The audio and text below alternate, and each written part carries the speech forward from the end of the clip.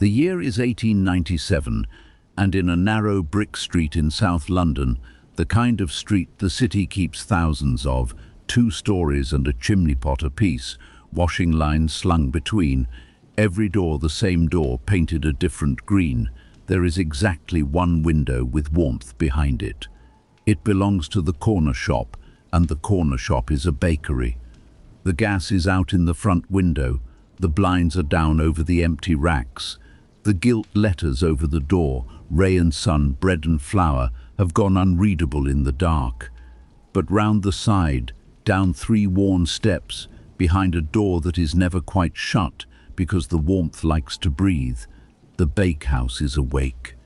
It is 11 o'clock on a drizzling October night. The street has gone to bed. The whole parish has gone to bed. London herself, that tremendous engine, is banking her fires street by street and going to bed. And in the one warm room below the pavement, a man in a white apron is rolling up his sleeves because his day is just beginning.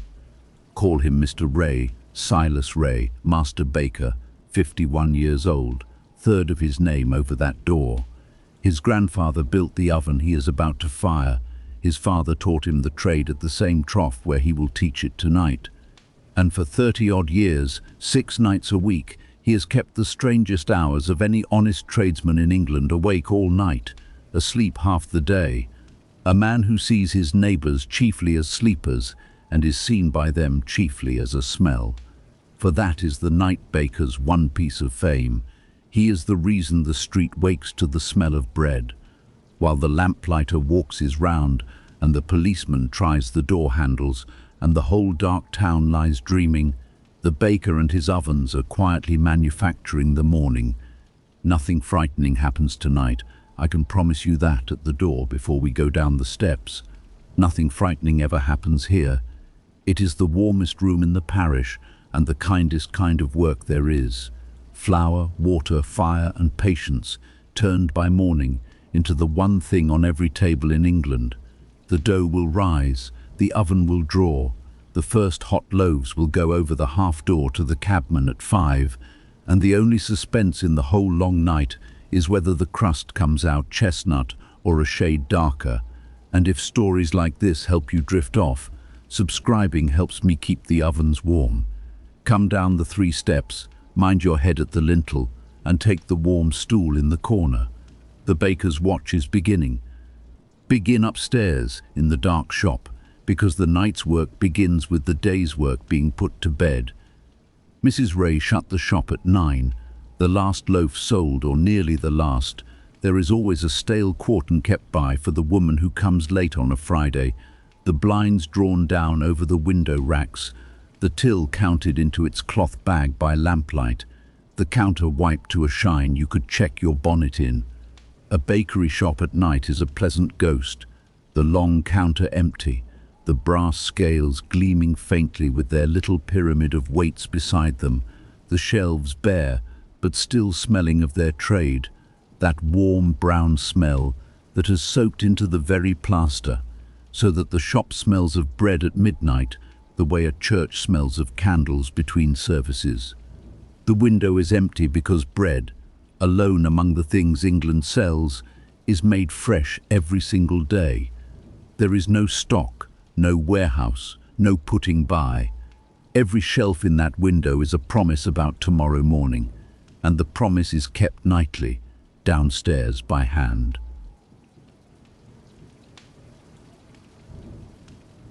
Mr. Ray comes down the inside stair at 11 with a candle lantern, though he hardly needs it.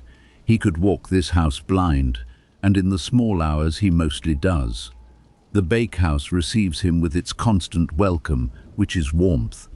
It is a long, low room under the shop, brick-floored, whitewashed twice a year by law and by pride, and it is never cold.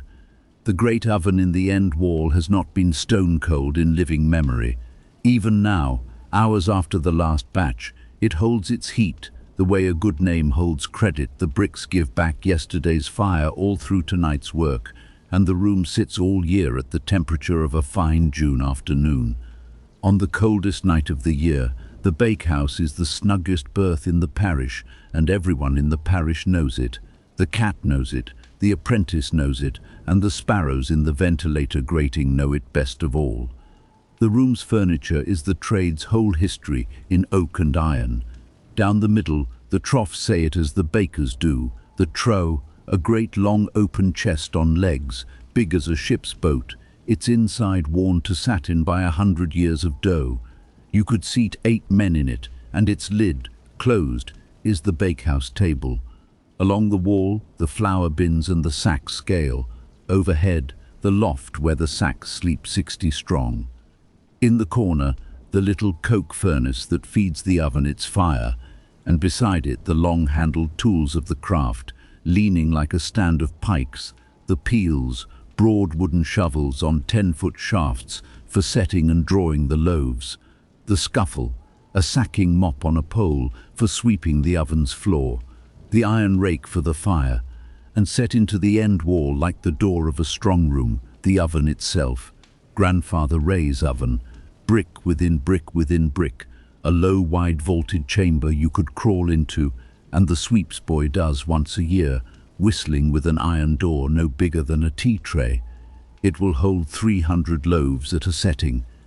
It is the parish's real hearth, and half the parish has no idea it exists.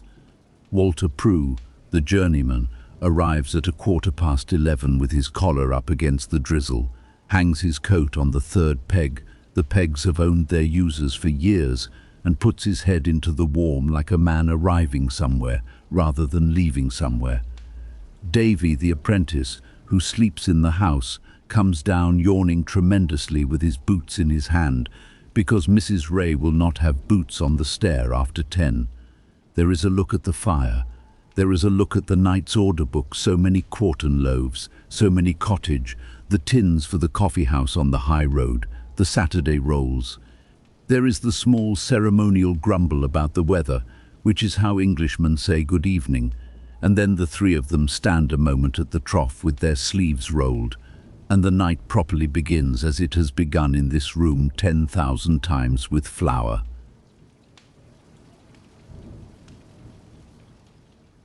While the sacks come down from the loft, remember how a boy comes to be standing at a bakehouse trough at midnight with his sleeves rolled, because nobody falls into this trade by accident. It keeps the wrong hours for accidents. Davy Sorrel came the classic way. He is a nephew of a friend of Mrs. Ray's, a steady boy from a big family in the next parish, and when he turned 13, his mother did what sensible mothers of steady boys have done time out of mind. She looked about for a trade that would feed him. And baking, whatever else may be said of its hours, feeds its people twice over. A boy apprenticed to a baker learns a craft that every street in every town in every country on earth has need of, and he does his learning in the one room in London where nobody is ever cold, and the bread is always today's. There were papers signed indentures, the old word, though the age of the 7-year bond is fading. Davy is bound for 4, to be taught the art and mystery of the baker, found in board and lodging, and paid a trickle of shillings that rises each year like a slow dough. His mother cried a little and was pleased tremendously. His brothers, who are being weavers, envy him the shillings. He envies nobody, except sometimes, at about 2 in the morning, everyone in England who is asleep. His education is the oldest kind there is. Watch, fetch, try, be corrected, try again. First year, sacks, scales, sweeping, the care of the fire, the washing of tins, the carrying of everything that needs carrying, and the vocabulary, for a bakehouse speaks its own tongue, and a boy must learn his trough from his peel, his sponge from his ferment, his batch bread from his tin. Second year, this year, his hands are let into the dough. He sets the sponge under Walter's eye. He moulds the cottage loaves with their little top knots, and one night a month or so, Mr. Ray, without a word, lets Davy tap the crust of a drawn loaf and judge it done, which is the whole craft in one gesture, and both of them know it. Some night, years from now, Journeyman Davy will fire an oven of his own somewhere, and a new boy will carry his sacks, and the trade will go on the way it has gone on since ovens had doors, hand to hand, night by night, warm room by warm room, down the centuries a river of bakers, flowing by lamplight, while the world sleeps on its banks. Before the flour comes down, go once up the inside stair in thought, because the bakery is the bottom story of a home, and living over one's work is a whole way of being alive that the age takes for granted, and later ages will wonder at. The house above the shop is small and full, parlour behind the shop, kitchen behind that, 2 bedrooms and Davy's attic over, the whole of it threaded on the twisting stair and warmed the house's great distinction from below by the oven, so that the rays alone on this street of shivering bedrooms sleep warm all winter for nothing. The parlour keeps the family's state, the piano bought for the daughters, the Staffordshire dogs, the framed certificate of the analyst, grandfather's peel mounted over the mantel like a sword of honour. The kitchen keeps its life, Mrs. Ray's realm of second baking, the airing rack winched to the ceiling, the cat's official ration, and the tin soldier of the youngest grandchild garrisoned on the dresser between visits. Shop, house and bakehouse breathe together through the stair, heat rising, smells mixing, the shop bell audible in every room and answered from any of them, one organism with 3 stories, which is what a family trade is.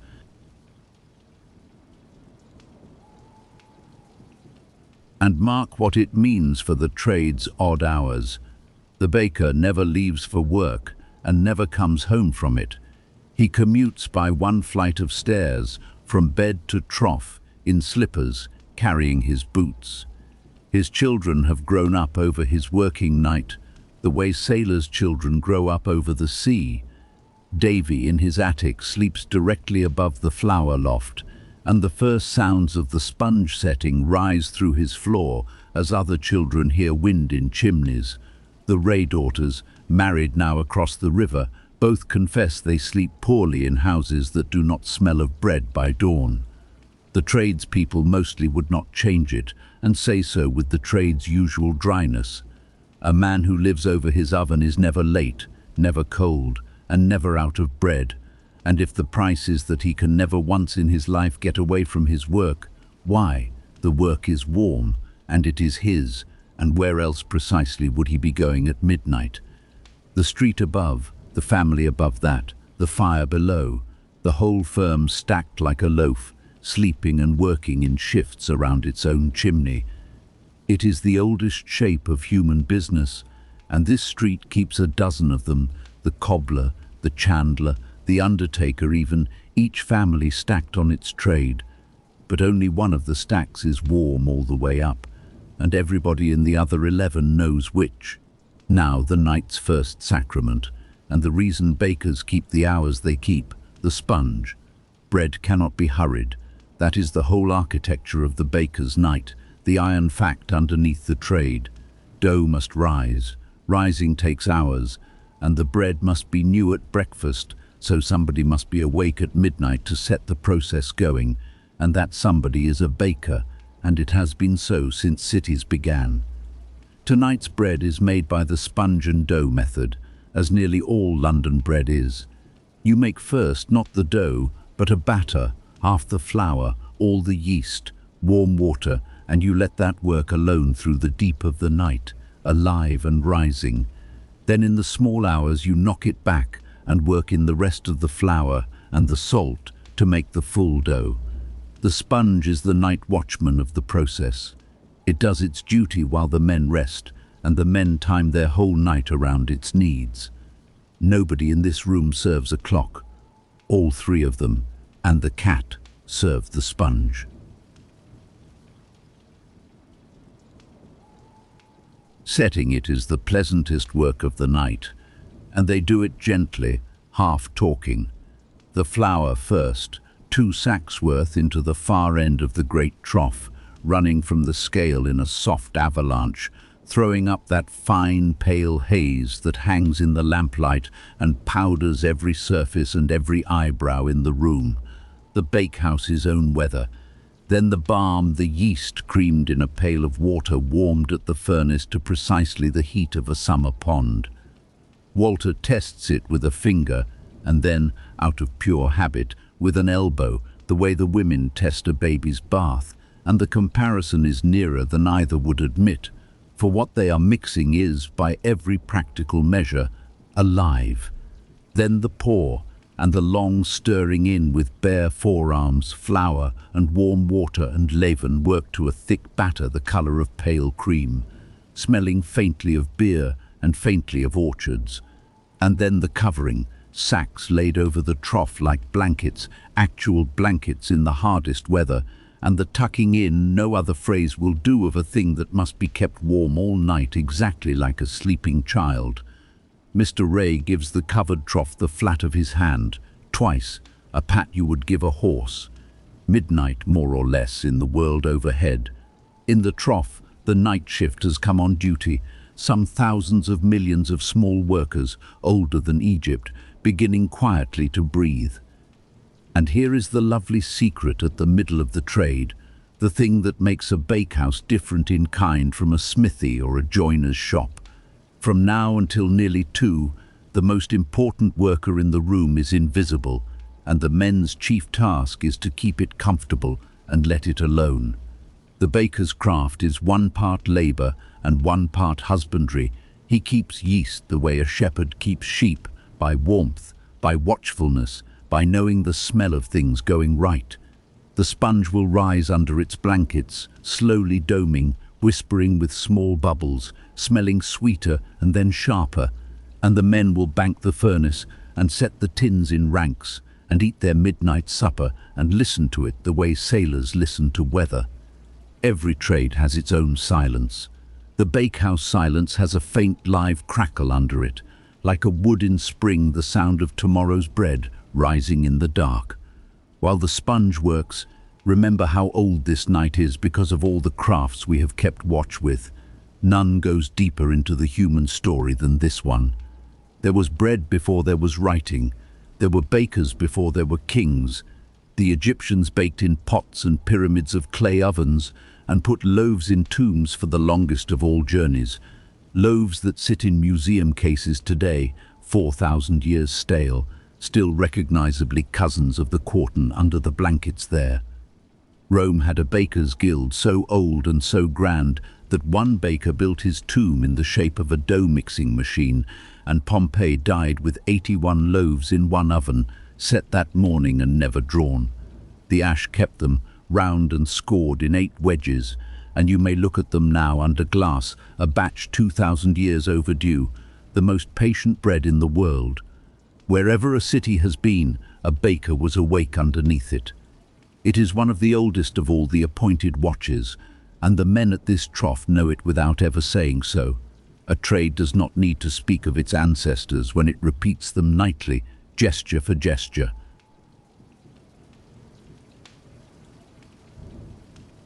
And England wrote bread into law before nearly anything else. For 600 years, from the reign of the 3rd Henry, the price and weight of the loaf were fixed by the assize of bread. When corn was at such a price, the penny loaf must weigh so much, and the courts published the tables, and the baker who sold light bread answered for it in the old days on the pillory, with the offending loaf hung round his neck, later in fines that stung like one. Hence, the trade will tell you, the baker's dozen, 13 to the 12, the famous 13th loaf thrown in, so the story goes, and bakers have told it over troughs for centuries as insurance against the scales, honesty with a margin of error baked in. The assize itself is gone, repealed within living memory of the oldest men in the trade, and the loaf now finds its price like everything else in this commercial age. But the weight is still the law. The inspector still calls with his brass weights, and Mr. Ray's grandfather's answer to all of it still hangs in the shop above the flour bins. A fair loaf, full weight, and let the scales say so. 6 centuries of statute distilled into a house rule. That is generally how England does it. And remember, while it works under its blankets, how long men used the rising before they understood it, because the sponge in that trough is the site of one of the oldest and gentlest mysteries in the world, solved within Mr. Ray's own lifetime. For most of history, leaven was simply kept, like fire, a piece of yesterday's dough, saved and worked into today's, sour and immortal, handed down a kitchen for generations. Some households boasted their leaven was older than their grandmothers. Baker's Barm came another way, from the ale brewers, the thick working froth off the fermenting vats, carried through the streets in pails, beer's gift to bread, and the two trades, brewer and baker, have been leaning on each other since Babylon, twin keepers of the grain, one making it drinkable and one making it dinner. What the rising was, nobody knew, and everybody theorized. A boiling, a spirit, a kind of tame decay. The old bakers said the sponge was working, and the word was better science than they knew. Then in Mr. Ray's boyhood, a Frenchman with a microscope, Pasteur, the gentleman of the science journals, looked into the froth and found it was a garden. Living things, single and round and budding, each too small to see, and all of them together strong enough to lift every loaf in Europe. The mystery kept its beauty and lost its terror. Yeast was alive, had always been alive. Every risen loaf since Egypt had been a harvest of invisible livestock. The trade took the news calmly.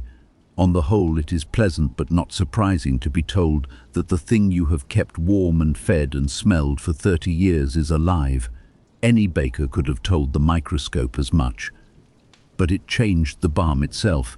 There are yeast factories now, Dutch and German and English, selling the stuff pressed clean and grey in waxed papers, the same every day of the year, compressed yeast, reliable as coal, and Ray and Son use it like everyone else, though Mr. Ray still says Barm, and still smells it before he creams it every night, the way his father smelled the brewer's pail.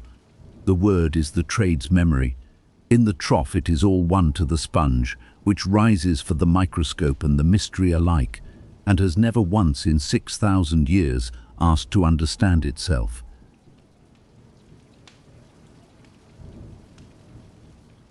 Since flour and Barm have had their chapters, give the other two ingredients their due, for the whole of bread is 4 things, and the 2 humblest are worth a drowsy remembering. Water first. The bakehouse draws its water from the main now, like all the street, and the main is one of the age's quiet triumphs.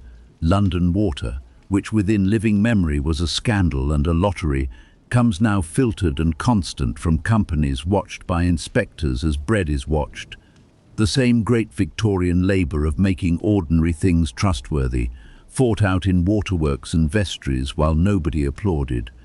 Mr. Ray's grandfather baked with well water from the yard, and the well is still there under its flagstone, kept sweet and sound against the day the main should fail.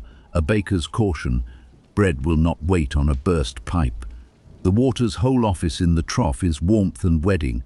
It must be blood warm, no more, for hot water kills the Barm, and cold water sends it sulking, and the testing of it on the wrist is the night's first small exactness. The old men of the trade held opinions about waters the way vintners hold them about soils, that soft water made a tender crumb, that the hard chalk waters of the southern towns pulled a tighter dough, and the science of the day is inclined, having measured, to allow the old men their point, and salt the pinch that is a covenant. By weight it is nothing, an ounce or 2 to the stone of flour. By office it is half the loaf, for bread without salt is a punishment known to every apprentice who has ever forgotten it. Pale, flat-tasted, somehow both wet and dusty, dough that rose too eagerly and baked into apology.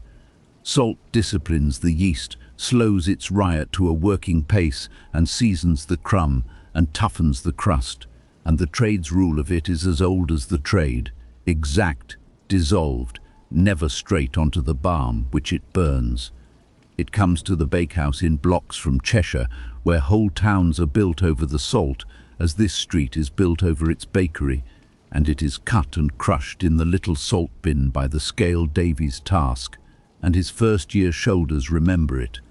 The old world made salt a sacrament and a wage and a word for worth. Men were paid in it. Guests were pledged in it, and to eat a man's salt was to owe him peace. The bakehouse keeps no such ceremonies, or thinks it keeps none, but watch Mr. Ray weigh it out at 2 in the morning, level and exact as an apothecary, and you may consider that the ceremony survives where it began. An ounce of the old covenant, dissolved warm, wedded into the parish's daily bread, nightly, without a word said over it except next.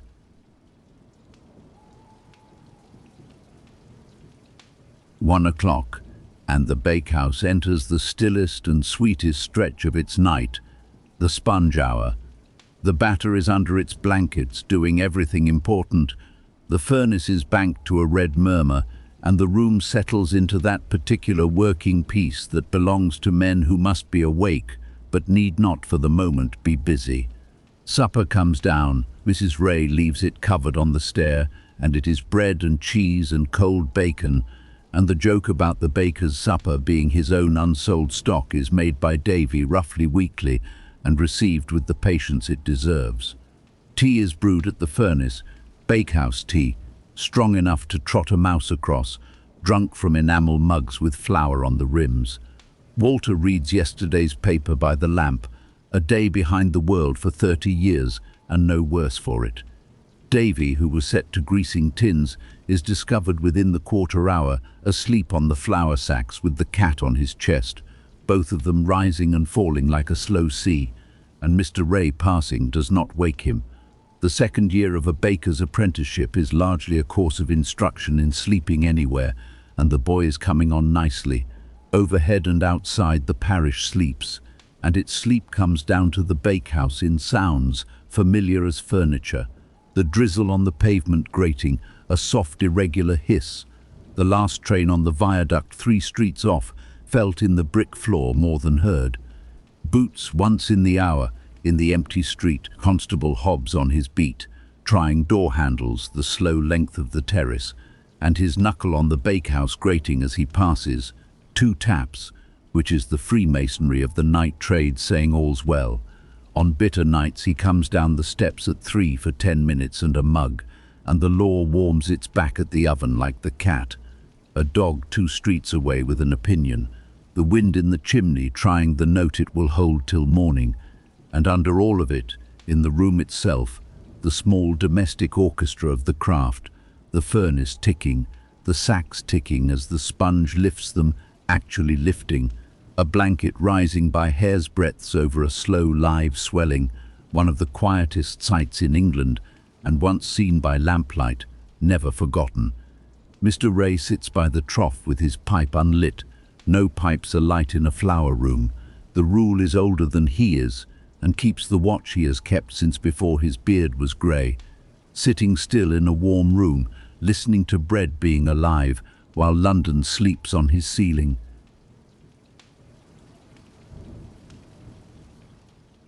Go up the 3 steps a moment in thought, and stand in the wet street because the bakehouse is one lit window in a great dark tapestry, and the tapestry is worth a look. A London terrace street at 1 in the morning is not empty. It is manned, thinly, by the oldest skeleton crew in the world. The lamplighter went through at dusk with his pole and will come back at dawn to put his charges out. The lamps themselves stand their fixed watch, one to a corner, each with its circle of wet gold. The policeman walks his measured mile of door handles. Somewhere on the high road a cab horse stands asleep on 3 legs outside the cabmen's shelter, that little green wooden chapel of the night trades, where the drivers drink cocoa and say what they think of the government. The milk will begin moving at 3 from the dairy yards. The market carts are already on the roads from the country, hay and cabbages and chrysanthemums swaying toward the great markets under tarpaulins, their drivers asleep and their horses navigating, as horses have always done, by knowing the way. We have walked these night streets together before, you and I, one whole night of them, lamplighters and watchmen in this same city a few years earlier, and the company is the same company still, the thin scattered guild of the awake, each at his lamp or his reins or his beat, holding the city steady till morning. And in that guild the baker holds a curious, honoured place. He is the stationary one, the one with the warm room, the fixed point the others steer by. The policeman knows which grating breathes warm air. The cabman knows which half-door will sell a hot loaf at 5. The market men passing at 2 sniff and nod as the first oven smell finds the street. Ray's is firing. The night is on schedule. In a village, they say, the church clock keeps the time. In a London street it is as likely to be the bakery, whose lit grating and whose smells mark the night's hours, as surely as bells sponge at midnight, oven at 3, bread at 5. The street could set its watches by Mr. Ray if the street were awake. Since it is asleep, it does something better and trusts him. 6 days a week, all night, there is warmth under the corner pavement and a light in the area steps, and the sleep of a street, though no one ever says it aloud, is a little deeper for knowing where its morning is coming from. Since the fire is banked and dozing, remember the thing it serves, because the oven in the end wall is the bakehouse's cathedral, and like a cathedral, it is best understood by remembering the men who built it. Grandfather Ray had it raised in the year of the Great Exhibition by a firm of oven builders, for oven building is its own trade, with its own jealous secrets, and it is what the trade calls a Scotch oven, a low, wide chamber of brick, arched like a bridge, with a furnace at one side whose flame and hot breath are drawn across the crown of the vault and down the far flue, so that the fire never touches the bread's chamber, but wraps it the way a hand wraps an egg. The virtue of it is mass, brick within brick, a coffin of sand between courses to hold the heat steady, the whole thing bedded into the house's own end wall. Tons of masonry that take a full day to warm from cold, and then will not be argued out of their temperature by anything so trivial as a night's baking. You do not so much heat a Scotch oven as persuade it, over years, to live at baking heat. Mr. Ray's oven has not seen a cold Monday since it was young, and its bricks hold their 200 degrees and better, the way old families hold land.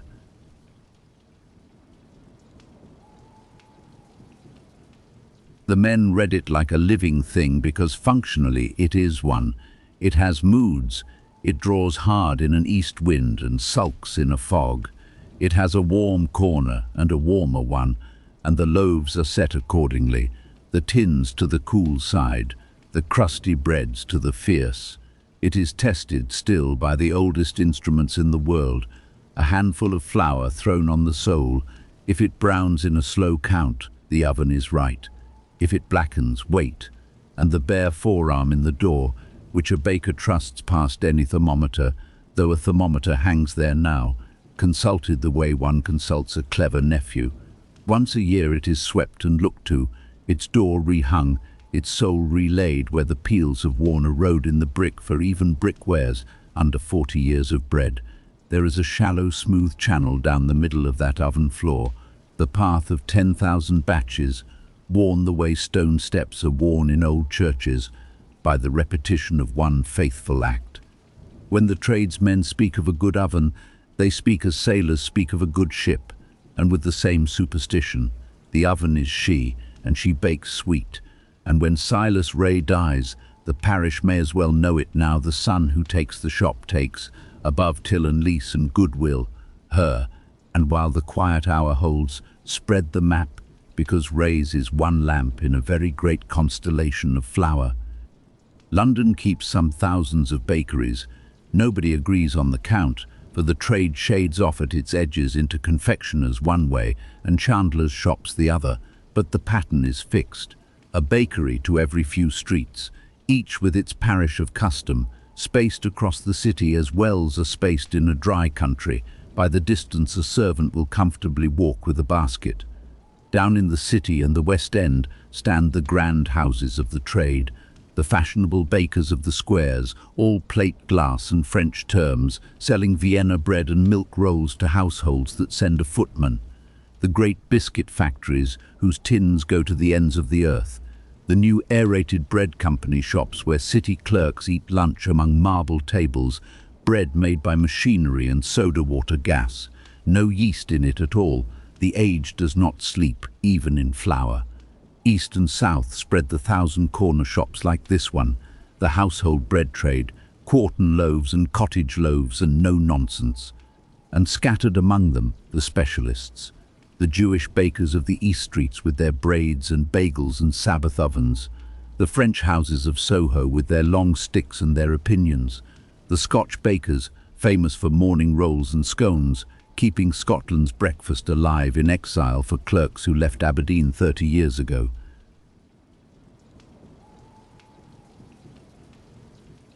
The trades know each other, in the manner of trades, by wares, by rumour, and by the Bakers' Company, for the London bakers have had their guild since the 12th century, one of the oldest of all the city companies.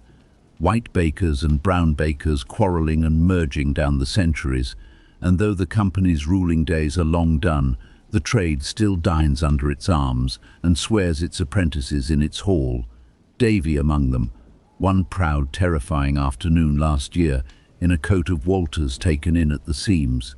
And once a year, the whole flour world meets at the bakers' exhibition ovens and mixers and prize loaves, medals for crumb and crust, new patent fuels, lectures with lantern slides where Mr. Ray goes annually to disapprove of everything and comes home annually with one new idea he installs while denying it is new.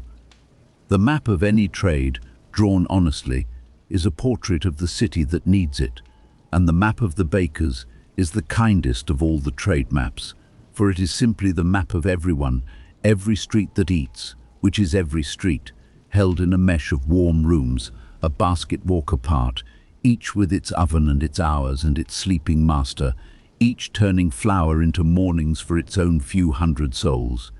No plan drew that mesh. Breakfast drew it. It is what a city looks like when it organizes itself around the first meal of the day, and it works so well that nobody has ever once noticed it working. Toward 2, the sponge calls time. You can smell the moment before you can see it.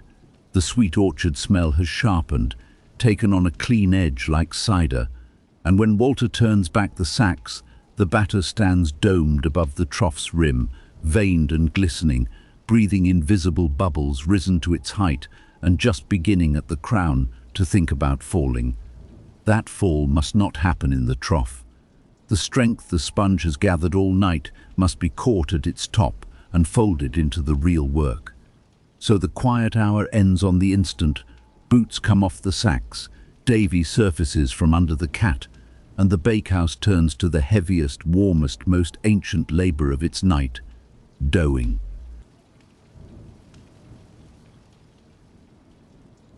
The rest of the flour goes in the second half of the night's sacks, cascading over the live sponge and the salt, weighed to the ounce, and more warm water by the pailful.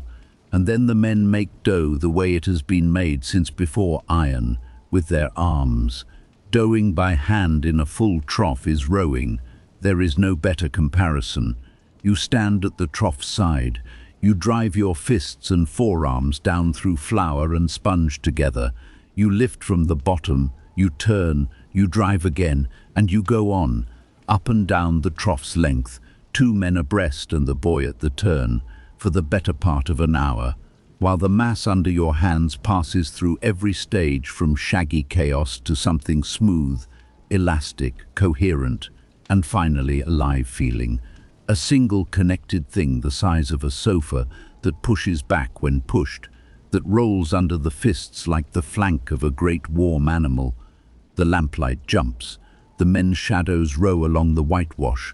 Nobody talks much, because doughing has its own rhythm, and the rhythm does the talking, a long, slow, plunging beat, half work song and half tide, the exact sound, if you could bottle it, of 2 in the morning done right.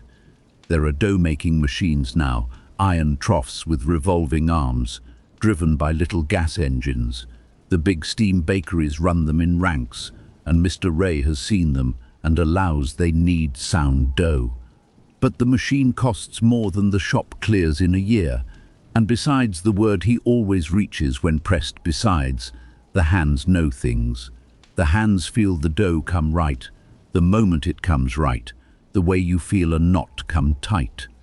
So ray and sun row on by lamplight as before, then the second tucking in.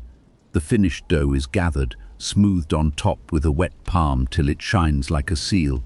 Signed, Mr. Ray draws a deep cross on it with the edge of his hand, a gesture his grandfather made, half blessing and half bookmark, for by the depth the cross has opened, you may read how far the dough has risen and covered again with its sacks for the last prove. An hour, a little more, while the yeast, fed fresh flour, makes its final climb. The men straighten their backs in the particular way of men who have earned it, and there is more tea, and the trough resumes its slow secret swelling.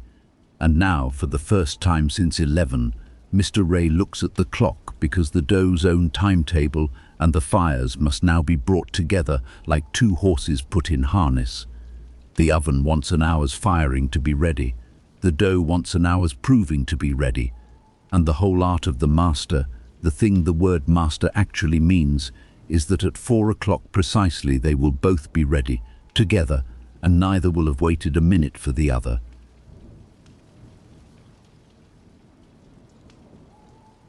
While the dough proves, follow the flour backwards, because every sack in that loft came from somewhere, and the somewhere is one of the loveliest stories of the age. Within Mr. Ray's lifetime, flour was local.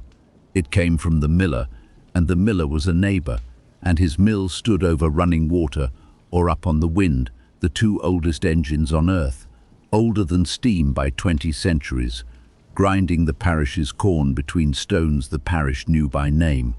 The windmill on the common, sails feathered against the sky, the watermill at the river bend, cool and thunderous, ferns in the spray of the wheel.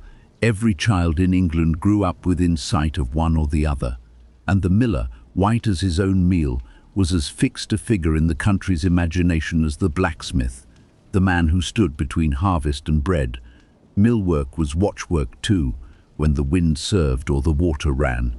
Many a mill ground all night with one man tending it, and the baker and the miller have always recognized each other across the dark two trades that never quite sleep, joined by a river of grain.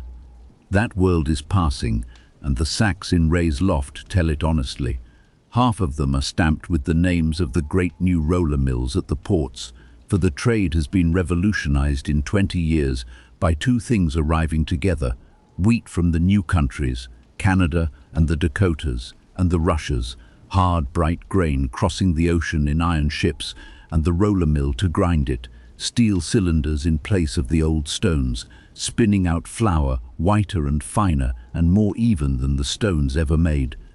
The old millers grind on where they can, and their stone-ground meal has its faithful. Mr. Ray buys a few sacks still, for the household bread of certain old customers who hold that the new white flour is above itself, but the tide runs one way, and the windmills are coming off the skyline one by one, sails locked like ships paid off. The trade sheds no great tears, trades rarely do. Flour is cheaper than it has ever been in the history of the world, and the poor eat white bread that kings could not have commanded 3 centuries back. That plain fact stands at the middle of the age, like a loaf on a table, and a baker, of all men, will not sneer at it. But something is going, all the same, and the men at the trough know its name. The sacks used to come from up the road and smelled of the farm. Now they come from the world. The bread is very good, the world is very wide. And the parish loaf, first time in 6,000 years, is made of sunlight from the other side of the earth, which is either the end of something or the beginning of something.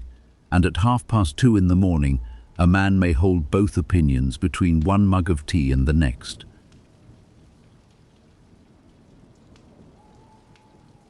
And remember, since the salt has just gone in and nothing else has, what else went into bread in wickeder days briefly?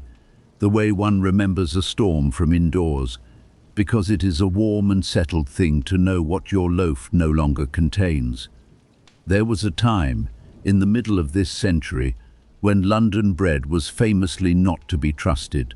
Flour was dear, competition was savage, and the cheap bakers stretched and whitened their loaves with whatever the drug trade would sell them, above all alum, a harmless-sounding mineral salt that made poor flour bake up white and plump and held water in the loaf, so that the customer paid bread price for chalk-bright sponge and pump water. The chemists of the day made a small industry of exposing it. The comic papers made a large one. And then, in Mr. Ray's young manhood, the law finally arrived in force. Food and Drugs Acts, public analysts, inspectors with little black bags who buy a loaf like any customer and take it away to the laboratory, and adulteration was priced out of respectability within a generation. The parish analyst's certificate hangs in Ray's shop window every year, next to the scales notice. Pure bread, full weight, signed and framed. Mr. Ray's grandfather, the family maintains, never touched the stuff in the worst of the bad years, and the shop's ledgers back the family up. There is a proud thin patch in the 1850s where Ray's dearer Honest Loaf nearly sank the business, and did not, because a bakery is a neighborhood institution, and a neighborhood, given time, finds out exactly whom it trusts. That is the real moral the trade drew from the whole affair, and it is the moral the age itself is slowly drawing in shop after shop and street after street. Honesty, which the moralists had always recommended to tradesmen as virtue, turned out also to be the best stock in trade a small shop holds. The great steam bakeries can undersell Silas Ray by a farthing on the quartern.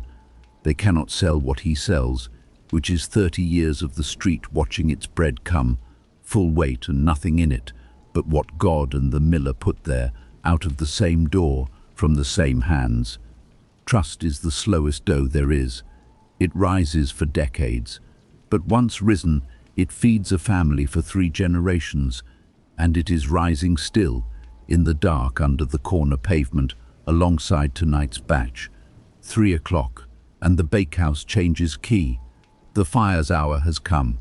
Mr. Ray opens the furnace, rakes the banked coke into life, and feeds it steadily, and the oven begins its long inhale, the draught singing faintly in the side flue, the bricks drinking heat into their old bones, the iron door warming until the painted number on it is too hot to touch by the time the church clock heard faintly streets away, for this house keeps no loud clocks of its own, lets fall 3.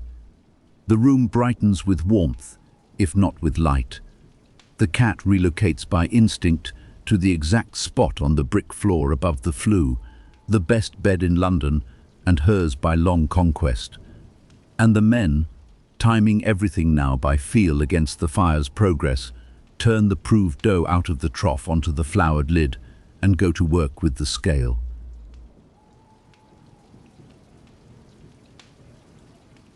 Scaling is the trade's arithmetic made flesh. The great dough is cut with iron scrapers into pieces, and every piece is weighed, slapped onto the scale pan against the brass weights, a knob of dough pinched off or slapped on, the beam kissing level, next at a pace no counting-house clerk could follow, hands moving quicker than the eye, and the beam barely settling before it is emptied.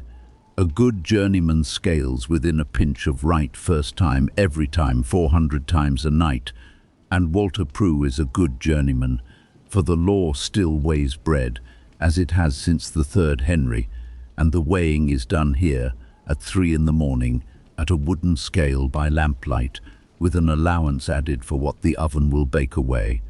Then moulding, and moulding is the craft's signature, each weighed piece rounded, rested, shaped, and each shape is a word in the street's own language. The quartern loaves moulded tall and married in the oven, so they tear apart soft-sided. The cottage loaf, the little round set on the big round with a floury finger driven down through both to wed them the shape every child in England draws when it draws bread, 2 stories, like the houses overhead. The coburgs round and plump, slashed crosswise so the crust may bloom open. The tin breads in their black ranks for the coffee-house trade, which likes a square slice. And the Saturday rolls, which Davy moulds 2 at a time, 1 in each palm, in small circular prayers, because rolls are the apprentice's traditional parish, and by them he shall be judged. Rank by rank the moulded loaves go onto floured boards and into the proving drawers by the oven's warm cheek for their last short swell. The bare trough is scraped clean as a ship's deck, and the whole night's work now stands visible in one room, some hundreds of pale risen shapes, waiting in ranks in the warm dark. The parish is tomorrow, drawn up on parade an hour before its oven. While the loaves take their last prove, remember why bread has shapes at all, because nothing in a bakery is shaped idly, and the moulding board is a map if you can read it. The shapes are answers, each of them, to some old and practical question. The cottage loaf's 2 stories saved floor. An oven's soul is finite, and a loaf that goes up takes half the room of a loaf that goes out. The same answer London's builders gave, the same century to the same question, which is why the loaf looks like the street. Batch bread loaves set so close they touch and bake joined, torn apart at the counter with soft kissing crust sides, is oven thrift again. More bread to the setting, and a tender side for the customer who likes crumb over crust. The slashes and dockings are not ornament but engineering. A risen loaf must vent as it springs in the heat, and the baker chooses where, cutting the coburg's cross or docking the tin's top, so the crust breaks by design instead of by accident, the loaf's whole final architecture decided in half a second by a blade older than its owner. Even the flour dusting is grammar. A floury crust says household bread, homely and soft. A glazed, shining crust, brushed before baking, says fancy goods, says Sunday.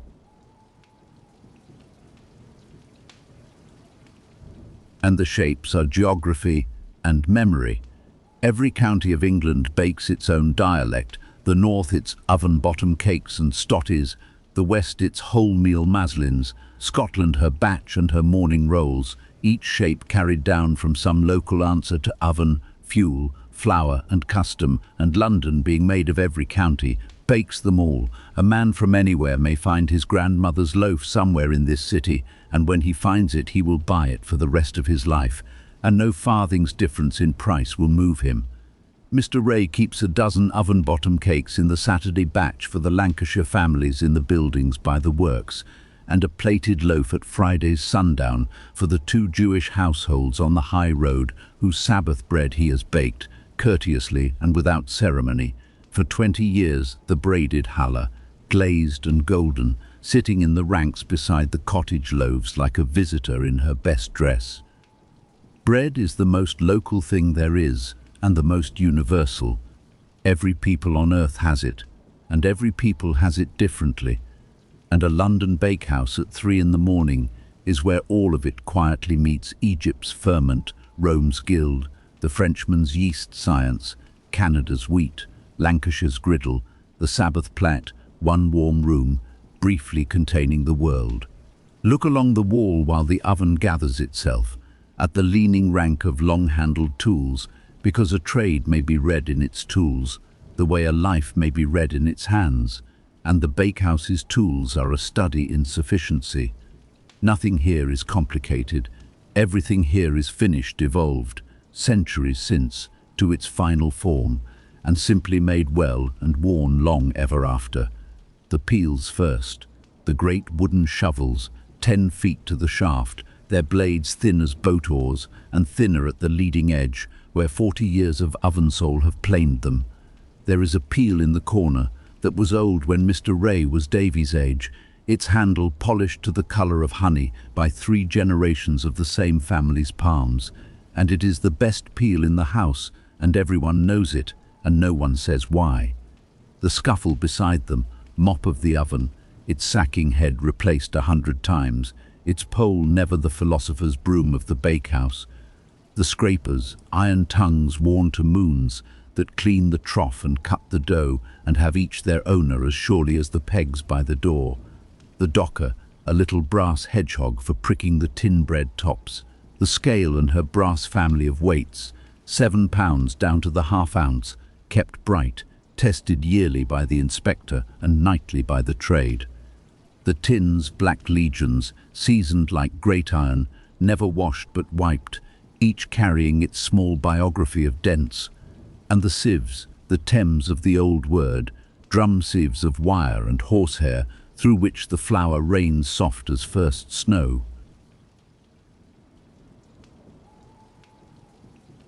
Not one of these things could surprise a baker of 2 centuries ago, and that is the point and the piece of it. Other trades are being remade this decade. By the year there are electric lights down the high road and horseless carriages in the newspapers, and the big bakeries run to steam and patent machinery. But the hand bakehouse has arrived, long since, at the shape water arrives at in a well. Appeal is appeal because 10,000 nights proved every other shape worse. The trade's improvements now are all at the edges. A better thermometer, a cleverer damper, the compressed yeast in its waxed paper, while the centre holds hands, wood, brick, fire, patience. Davy will learn on tools his grandfather's master could have picked up without a second look. And when he is old, the boy who serves him will do the same. And there is a deep settling comfort in that, at 3 in the morning to work a craft the centuries have already perfected, where nothing is provisional, nothing is next year's model, and the newest thing in the room, always and forever, is the bread. A word now for the sweeter margin of the trade, the fancy goods, which stand to bread as Sunday stands to the week. Bread is the bakery's living, but the buns are its reputation. The penny bun, glazed like a conker, currants disposed by a justice older than arithmetic. The Bath bun with its sugar nibs. The seed cake, that grave Victorian institution, scented with caraway, beloved of aunts, served to callers on the second-best plates in every parlour in this terrace. The sponges and the lardy cakes, and, in their seasons, the simnels and the 12th cakes and the buns of Good Friday. Mrs. Ray rules this province absolutely. The bread is the men's. The fancy goods are made in the forenoon, upstairs hours, by the mistress and her sister, with Davy fetching, and the shop's fame in them travels by the surest of all advertisement, the child sent twice. A bakery may hold its street with honest bread alone. It conquers the next street with buns, and 2 of the trade's sweetest institutions live at its edges, worth their remembering. The muffin man, first for muffins and crumpets, are a separate mystery, made on the griddle plate, not in the oven, and sold not in shops but by the walking trade. The muffin man with his tray on his head, ringing his handbell down the winter afternoons, the last of the true street cries most children will ever hear, already passing into the nursery rhyme where he will live forever. Ray's bakes crumpets on the furnace plate in the cold months, Saturday afternoons, and the smell of them, that yeasty gridiron smell, holes filling with butter in front of a fire, is the smell of a London winter tea time as surely as bread smell is the smell of its dawn. And second, the birthday cake trade, for the terrace brings its christening cakes and birthday cakes to be baked at Ray's, as it brings its Sunday joints, and the shop's ledger of them, kept in Mrs. Ray's hand, is by now a parish register in sugar, the same names recurring down the years, christening to first birthday, to 21st, the cakes growing with their owners. And there are grown men on this street, fathers themselves now, whose every birthday since infancy has come up from the same oven that bakes their daily bread.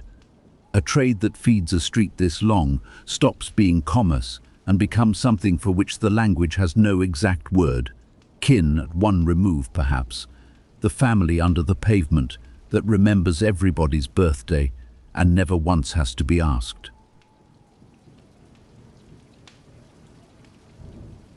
At 4, the 2 horses come into harness, as the master promised. The oven is ready and the loaves are ready in the same quarter hour, and the bakehouse performs the central act of its whole existence, setting the batch. First, the fire is dampered down and the oven's floor made ready. The scuffle, damped, goes hissing in on its long pole and sweeps the sole clean, sending up a ghost of steam. A handful of flour is thrown skittering across the bricks and watched with a judge's eye as it browns slow count, nut brown, right, and Mr. Ray, satisfied, says the word he says every night at this moment, which is nothing at all. He simply reaches for the peel and the room falls into its drill. Setting is the bakehouse's 1 hour of speed, and it runs like a gun crew. Davy fetching the proved loaves 2 boards at a time, Walter at the oven's mouth flicking each loaf from board to peel blade with one economical turn of the wrist. Mr. Ray on the peel itself, sliding each loaf through the low iron door into the glowing dark and placing, not dropping with a flick that sets it down square in its appointed spot. Back rows first, the tins to the cool cheek, the coburgs to the fierce, the cottage loaves down the worn middle road, ranks filling front to back until 300 loaves stand on parade in a chamber the colour of a harvest sunset. 10 minutes, perhaps 12, of long-armed lamplight geometry, the peel going in empty and coming out empty, in and out, its shaft running through Mr. Ray's loose hands like a pump handle, the oven's breath rolling out over the men in waves each time the door stands open, and then the last roll is set in the last corner, the iron door swings to with its deep conclusive clang, the damper is trimmed, and it is done. The noisiest quarter hour of the night ends in its profoundest silence. The whole parish's breakfast is now locked in a brick room full of gentle fire, and there is nothing further any man can do about it but wait. And the waiting has a ceremony of its own, the baker's small hour of grace. The steam finds its way up the flue and out of the chimney into the wet dark over the roofs, and with it goes the smell, the first true bread smell of the night, unrolling down the street like a carpet, under doors, through the gratings, into the dreams of the terrace, where who can say some hundreds of sleepers, without waking, are told by their oldest sense that all is well, and the morning is being seen to. The men take their ease in the warm. The second batch's dough is proving in the trough, the tins for it standing ready. Tea again. The cat, displaced from the flue by the fire's new vigour, negotiates a place on Davy's knees. Inside the oven, in the red dark, 300 loaves are performing their last and best trick the spring, the final leap of the yeast as the heat finds it, crusts blooming open along their cut lines exactly as designed, the whole batch rising together in the silence, like one held breath being released very slowly. Mr. Ray fills his cold pipe, puts it back in his waistcoat, and listens to his oven the way you are listening to this, eyes half shut, in a warm room, needing nothing. 4 in the morning, the drizzle done, the street washed clean, the deep turn of the night. Bread in the oven, all's well.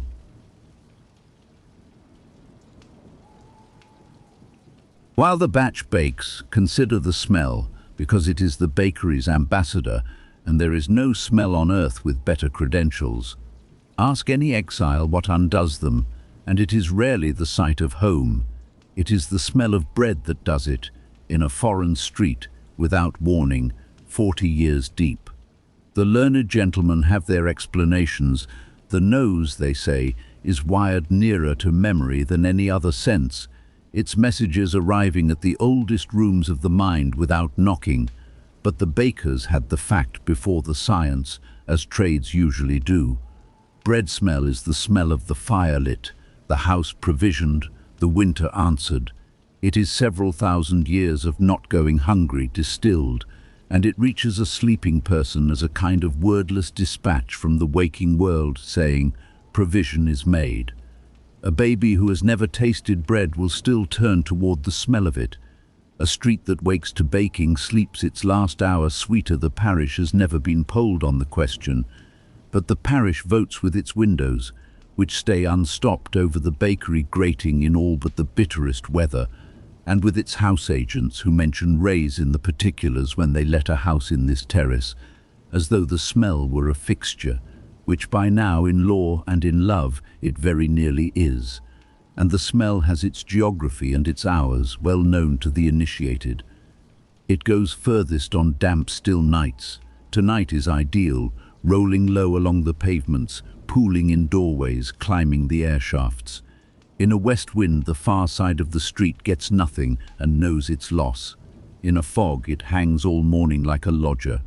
The night trades navigate by it, as we have heard. The children of the terrace, waking early, lie in bed and read the night's work in it as plainly as print. The first deep toasty wave, that is the batch drawn. The second, sweeter and butterier, those are the rolls and the fancy goods. And on the strength of the second wave, certain operations are mounted, a halfpenny extracted from the tin soldier's hollow base, boots achieved on the wrong feet, and a small emissary dispatched down the Dawn Street on the ancient errand of hot rolls for breakfast. Mr. Ray, who has watched 3 decades of such emissaries arrive breathless at the half-door, maintains that the smell is the best apprentice he has. It works the whole parish all night unpaid, and never once in 100 years has it made a mistake.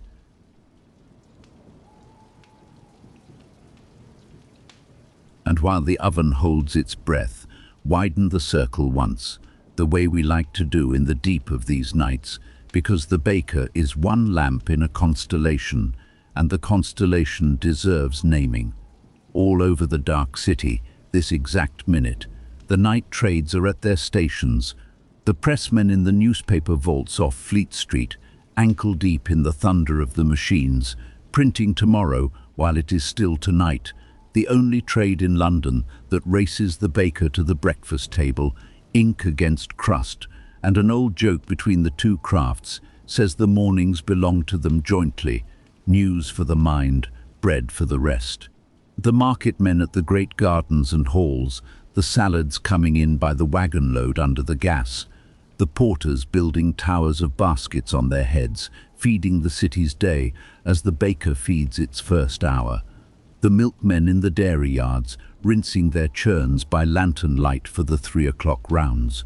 The signalmen, alone in their glass boxes up the lines, levers and bells and a kettle, passing the night mails hand to hand across the dark country. The lighthouse keepers on their wave-washed stairs, whom we have visited, the ship's watchers at sea, whom we have sailed with, the lamplighters, the watchmen, the porters at their hotel desks, the nurses on their slow wards, the shepherds on the winter hills, this very night, with the lambs coming early and a lantern swinging in the fold. It is a broad and ancient company, and its members mostly never meet. That is the touching thing about it.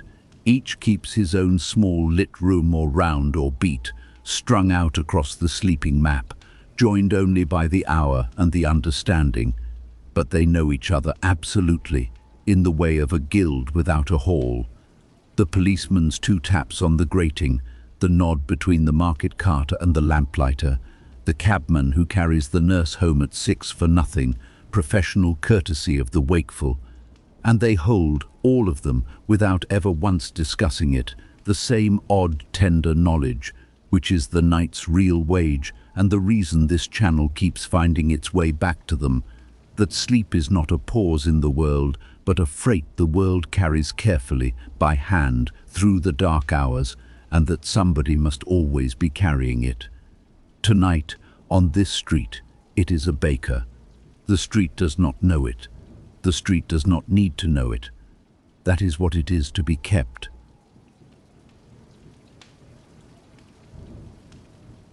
And since the whole street is at this hour doing the thing we are all drifting toward, let the bakehouse offer its professional observations on sleep itself, for no trade watches more of it from the outside than the trade that works while it happens. The baker knows the night's sleep as a landscape known from a lit window, its early shallows, when the last coals are raked and the beds still creak with settling, its deep mid-passage, 2 till 4, when the street lies stillest and the only traffic is dreams, and its thinning end, when sleepers rise toward morning through lighter and lighter water and the smell of the batch is there to meet them. The old people of the street still speak of the 2 sleeps, the first sleep and the second, with the wakeful hour between, when a body got up, mended the fire, said a prayer, or visited a neighbour's lit window, and went back down the ancient pattern of humankind before cheap light, which we kept company with once in a medieval village, you and I, and the baker's grandfather baked for a street that still half kept it. his grating warm for the between-sleeps wanderers.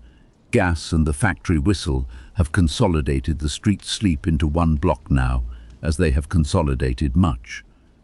But the old shape survives at the edges, in the nursing mothers, in the old men, in everyone who wakes at 3 and frets that something is wrong with them, to whom the trade's long observation says gently, "Nothing is wrong with you. You are only sleeping in the old style, and the night is furnished for it, the fire holds, the watch is kept, and lying warm in the dark, doing nothing, was accounted by your great-grandmothers a perfectly honourable occupation, and one of life's quiet pleasures besides. For that is the bakehouse's settled finding about sleep, after 3 generations of minding it professionally, that it is not an absence, but a work the night's own trade, plied in 10,000 beds at once, and that like any trade it goes best with good conditions and a sound watch. The street sleeps well above rays, and the trade could tell you why in its own terms: warmth in the party walls, a smell that means provision, a light in the grating that means somebody's awake so you needn't be, and the deep old contract, older than the assize, that the working of the wakeful is the safety of the sleeping. You listening are the other party to that contract tonight. Your side of it is simplicity itself, to lie warm, to let the small sounds be small, to leave the flour and the fire and the whole slow-turning night to the people whose watch it is, and to sleep, as the street sleeps, on the strength of a lit window you need never even see. The bakers are up, the contract holds, your shift is dreams.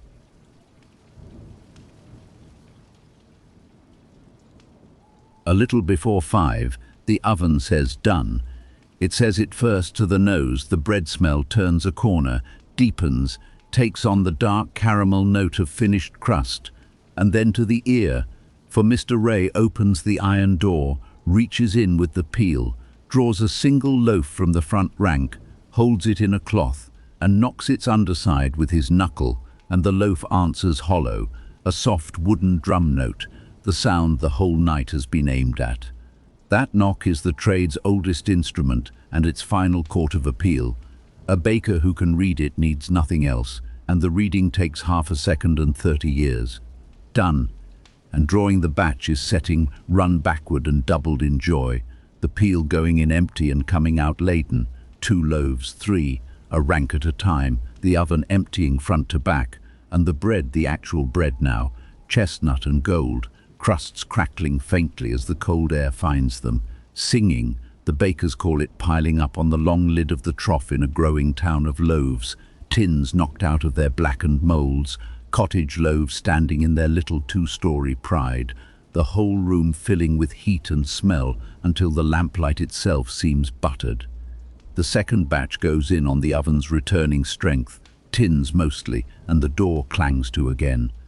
And the bakehouse stands at its high tide, 1 batch baking, 1 batch drawn, 3 men shining with the warmth of it, and every horizontal surface in the room roofed with bread. And now the night's first faces. There is a half door at the top of the area steps, the lower leaf kept bolted, the upper opening to the street, and by long custom, from 5 o'clock, it does quiet business no ledger fully records.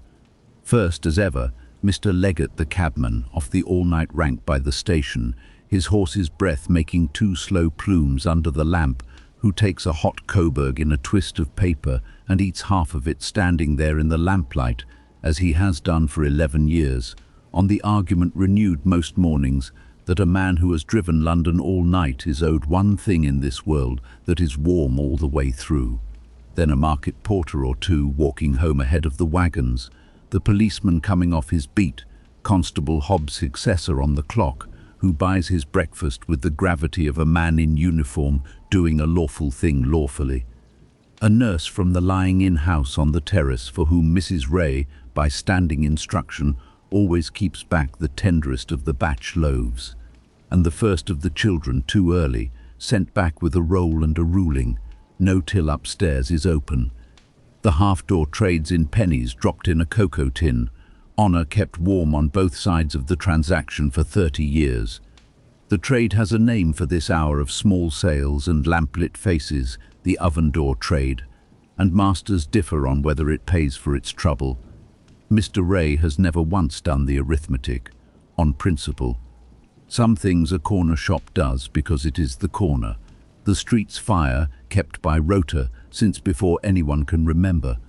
His grandfather sold hot bread over that half door to the grandfathers of the men who buy it now. You do not audit that, you bank it.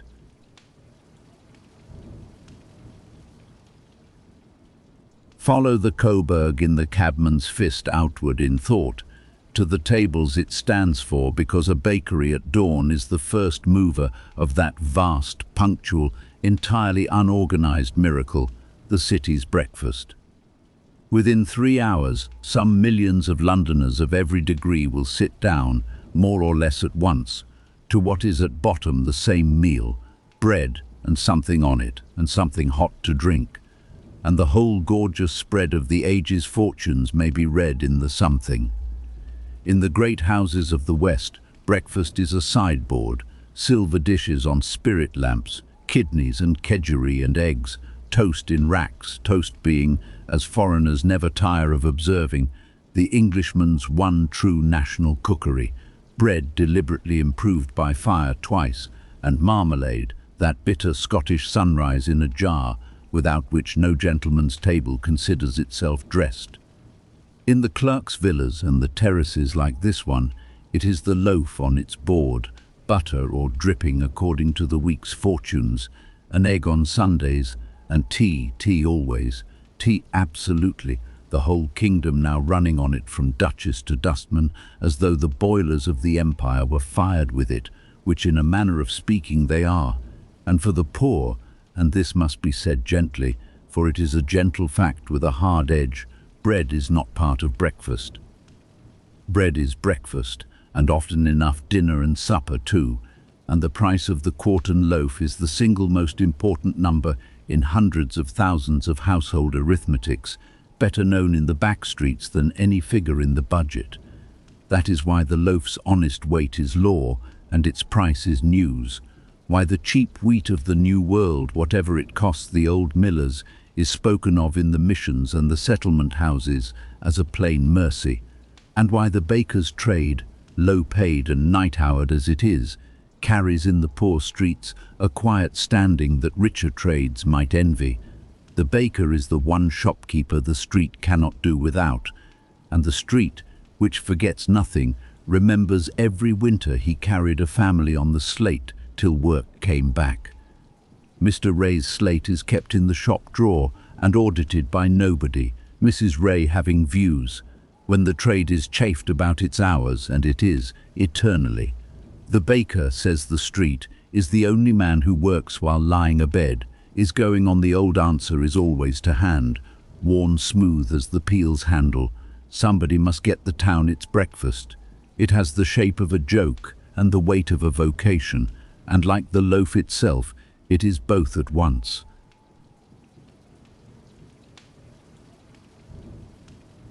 And spare a remembering for what becomes of bread after its first morning, because the loaf's afterlife is a whole quiet economy, and the English are its masters. Toast first, the great redemption. Yesterday's bread, which pride would not serve plain, meets the fire on a toasting fork, and is transfigured, crisped, gilded, made better than new by the same element that made it. And the toasting fork by the parlour fender is as native to the English hearth as the kettle, the long fork extended toward the coals by a kneeling child with the seriousness of an acolyte, which is the picture of a winter evening in this country, and has been for 200 years. Then dripping the roast's rendered gift, kept in its basin in every larder on this street, spread thick on bread with a pinch of salt. Bread and dripping, the supper of the terraces, dismissed by the delicate and defended to the last by everyone who ever actually ate it by firelight. Then the bread puddings and the summer puddings, the charlottes and the crumbs for the Christmas stuffing, the crusts boiled to a panada for the babies, the rusks dried in the falling oven, the ends grated against a cold for the invalid's milk-sop.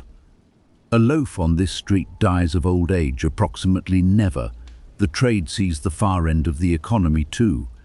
The stale bread of the shop, and a baker's stale is the world's yesterday, goes at half price from a basket by the counter at closing to a clientele exactly as fixed as the morning's, goes to the coffee house for its toast trade, goes, the last of it, over the half door to the woman who keeps hens 3 streets down, in a sack for coppers, completing a circle the parish does not think of as a circle, corn to flour, to bread, to crumb, to hen, to egg, to the top of a loaf, glazed. Nothing in this street's food is wasted twice. It is not virtue exactly. It is housekeeping, the deep Victorian science of the stretched shilling, practiced in 10,000 kitchens with an unsentimental genius the economists have never fully audited. And bread is its favourite material, endlessly convertible. The pound of flour still doing useful work 4 days and 3 transformations after the oven. The proverb says one cannot live by bread alone, and the street would agree on Sundays. But it has lived next to bread, on bread, around bread, and finally off the very crumbs of bread for 3 generations, and it holds with the quiet firmness of tested things that bread alone gets one considerably further than the proverb lets on.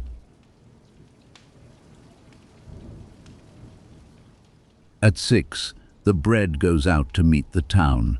The barrow is loaded in the grey of the area steps, a handcart with 2 high wheels and a canvas tilt, its flatbed stacked with the rounds loaves in order of delivery, newest learning of Davy's trade. For a round loaded wrong is a round walked twice, and Walter and the boy take the handles and go off up the waking street, with the particular rattling music a bread barrow makes on wet paving stones, leaving Mr. Ray to his second batch and the shop to its dressing. The round is the bakery walking, 2 miles of terraces, some 90 doors, done to a timetable Walter carries entirely in his body, and at door after door, the small ceremonies of a trade that arrives before its customers are dressed. The loaf into the area basket at the top of the kitchen steps, the loaf into the tin box behind the gate marked Ray in Davy's predecessor's paint, the loaf handed warm over the railings to the kitchen maid at the big house on the Crescent, who is always at her door at 12 minutes past 6, and to whom Walter has said good morning some 2,000 times, and one day Mrs. Ray predicts with satisfaction will say something further. The tally is kept in the round book by strokes and initials. The money is a Saturday matter. 6 days a week the bread simply appears, silent as the milk, punctual as the light, one of the small reliable tides by which a street tells itself the world is in order, and the street at this hour is a theatre of beginnings, and the barrow rolls through it like a stagehand who knows the whole play. The lamplighter is coming down the far pavement with his pole, putting out his string of lamps one by one, each little gold circle closing as the grey comes up the night, being folded and put away, lamp by lamp, by the man who unfolded it. The milk cart stands at the Crescent corner, churns bright in the first light, the milkman calling down areas soft as a wood pigeon. Blinds are going up, chimneys are beginning 1 in 10, then 1 in 5 to feather grey against the pearl sky. A bedroom window opens and bedding billows out over a sill to air.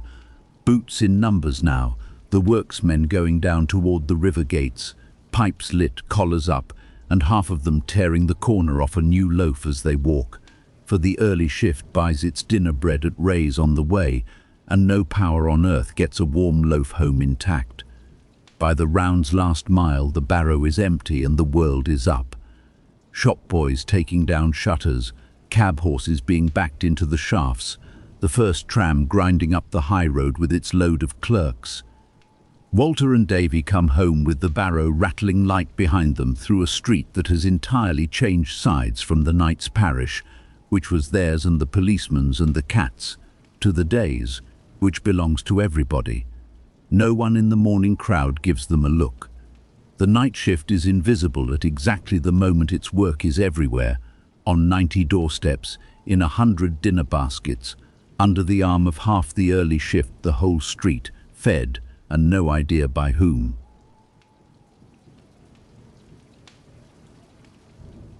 One more remembering, and it is the tenderest in the trade.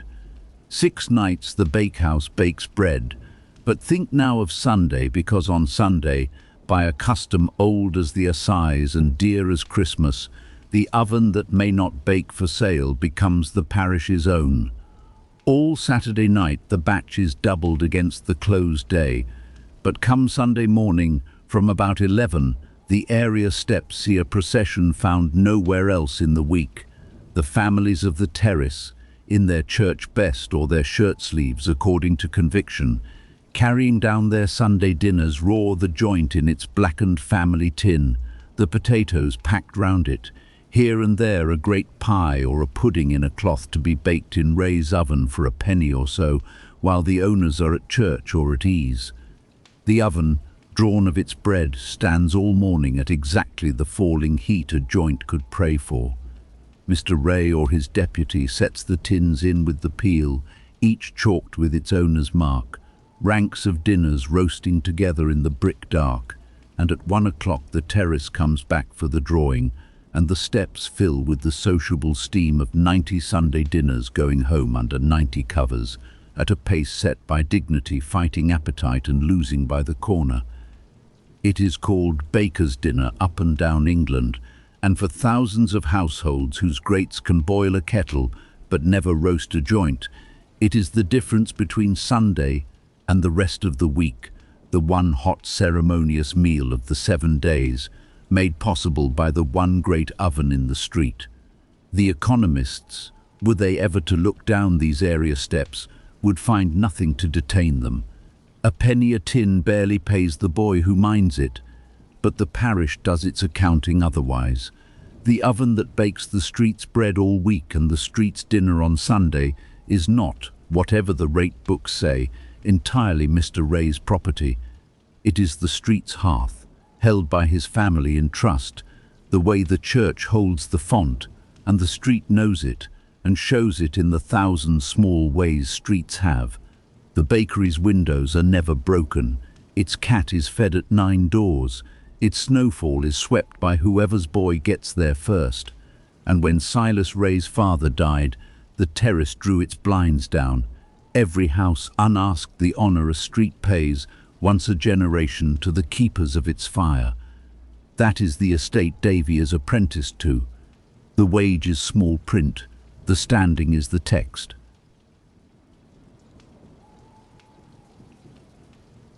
And before the shop wakes, remember the power that wakes it, because this establishment, like most of the small trade, is in strict truth 2 businesses in one house. The bakehouse, which is the master's, and the shop, which is the mistress's, and of the 2 crowns, the shop's is not the lesser. Mrs. Ray Eleanor, though the street has not used the name these 20 years. She is Mrs. Ray, as the church is St. Saviour's, came into the trade by the classic gate.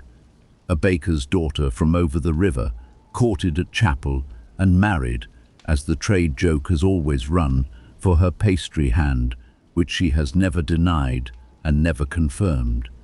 What she brought in fact was the half of the business the trough cannot learn, the counter. She keeps the books, both sets, the ledger and the slate, the law of the one and the mercy of the other. She sets the fancy goods list by the season and the takings.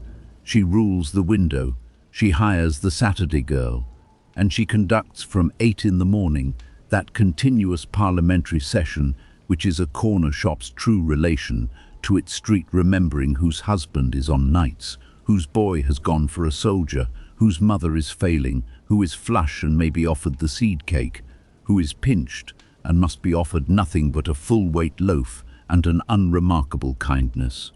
The trade knows what such a mistress is worth, and says so in its plainest register, the appraisal of businesses. A bakery for sale is puffed as having a good baking connection, but the connection lives at the counter, and every valuer in London knows a shop's fortune walks out of the door in the mistress's apron if she goes. Widows carry on the trade all over this city, hire a foreman for the trough, keep the counter themselves, and the shop sails on for decades under a woman's name in gilt. There are streets where the third generation is buying bread from the third generation, mistress to mistress, and the bakehouse men have come and gone like weather.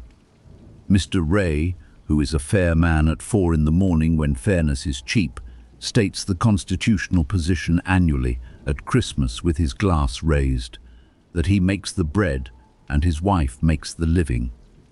The street, which has watched the firm of Ray for 50 years through 2 of its marriages, would amend the motion only slightly, that the oven under the pavement keeps the street warm, but the woman behind the counter is the reason it feels kept. Both are the corner's fire. One of them merely burns coke.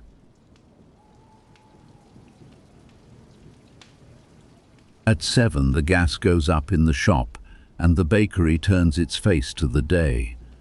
Mrs. Ray comes down in her apron with the shop's own weather about her, brisk, rinsed, competent, and the dressing of the window begins, the empty racks of midnight filling loaf by loaf, cottage and coburg and tin, the batch bread stacked on its shelves with the kissing crust sides in, the rolls in their baskets by the scale, the fancy goods for Saturday runs to fancy goods on their raised stand under the gilt mirror, the currant loaves, the seed cake, the penny buns glazed like chestnuts, arranged by Mrs. Ray with the seriousness of a woman hanging an exhibition, which is what it is. The window of a corner bakery at 7 in the morning is the street's one daily work of art, warm colour and plenty, framed in gilt letters, lit first by gas and then, as the sun finds the street, by that. And it is composed for its public, which is at nose height. The smallest customers will stand at that glass with their breath-making fog roses on it, conducting long, solemn parliaments over the disposition of a halfpenny, and the penny bun tray is set low in the window for exactly that constituency by a shopkeeper who was once its member. Then the bell over the door begins its day's work, and the shop fills with the morning trade, the servants from the Crescent with their baskets, the wives of the terrace bonneted doing the day's marketing early, the children on the breakfast roll errand, coins hot from small fists, the coffee-house boy for his daily 24 tins, borne off stacked to the chin. The counter's music is constant and immemorial, the soft knock of loaves on wood, the chime of the scale, the till's drawer, the bell, and over all of it Mrs. Ray conducting the parish's news at the rate of 1 instalment per customer. For the bakery counter at 8 in the morning is the true parliament of the street, and its intelligence is fresher than the newspapers and considerably better checked. Below, through the floor, the last sounds of the night shift, the second batch long drawn, the tins washed, wiped and racked, the trough scraped and propped to air, the furnace raked out and set ready for tomorrow, the night's aprons rolled for the wash. Walter takes his leave up the area steps into the full morning, coat on, cap set, a man rowing home against the tide of the world going to work. He will sleep till 3, dine at 4, and be back at the third peg at 11:15 tonight, and please God the night after that, and the night after that.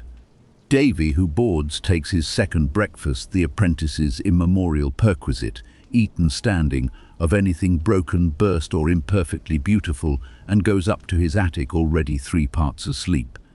The bakehouse empties, warm and swept and dim, the oven ticking as she cools toward evening. The night is over, the shop is singing, the street is fed.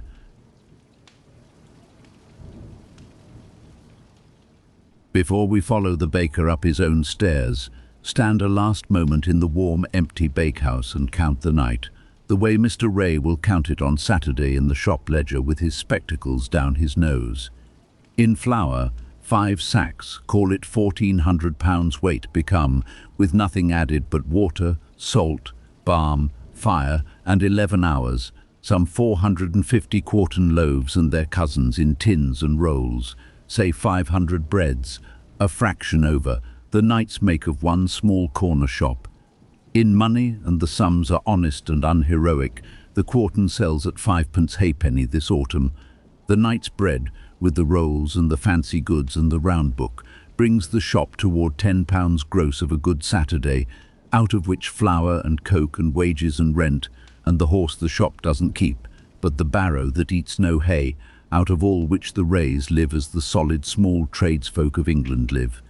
Carefully, sufficiently, one bad debt from anxious and one good year from a new blind for the window. Walter's wage is a journeyman's, better than a labourer's, and no fortune, plus his loaf a day, the trade's immemorial allowance. Davy's shillings rise next Lady Day. The cocoa tin at the half door does not appear in the ledger at all, and never has in 3 reigns.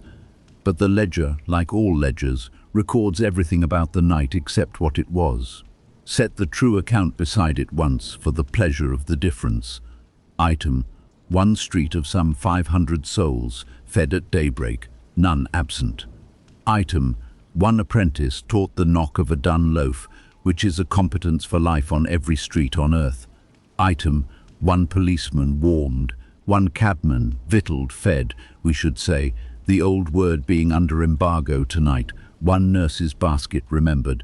Item: 90 doorsteps visited before the world's boots were laced, one window dressed against the grey morning like a small fire lit in glass, one parish reminded by its nose before it could argue that the world holds good things and the night makes them faithfully. Total: one ordinary night of the 6,000 or so a working baker keeps between apprenticeship and the last raking out, no different from 10,000 nights before it, all over the sleeping world, which is the entire and sufficient point. The trade's fortunes are made of farthings. Its wealth is the other column, the one with no figures in it, carried forward nightly, compounding since Egypt.